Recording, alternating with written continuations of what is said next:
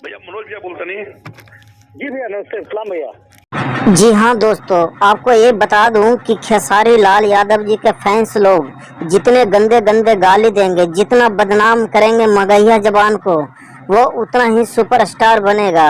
यहाँ तक कि खेसारी लाल यादव जी ने भी उनके ऊपर आरोप लगाया है, और ये मैं कहता हूँ कि जितना आरोप लगाएंगे वो उतना ही सुपरस्टार होगा, वो उतना ही लोगों को जानेंगे। जी हाँ दोस्तों, इस केस में क्या है कि ज़्यादा से ज़्यादा 3 महीने या 4 महीने जेल में रहेंगे, और 3-4 महीने बाद आएंगे तो उसी को फिर फूल मालाओं से सेवा सत्कार किया जाएगा। अभी तक उसने 3-4 फिल्में साइन कर लिया, जब जेल से बाहर आएगा तो और सुपरस्टार बन जाएगा।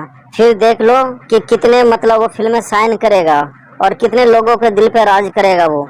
तो मगहिया जवान को सुपरस्टार बनाने वाला कोई और नहीं है, उसको सुपरस्टार बनाने वाले हैं तो खेसारी लाल यादव जी और उनके फैंस लोग, जो इतने गंदी गंदी गालियां दे रहे हैं और उसको बदनाम कर रहे हैं। जी हाँ दोस्तों।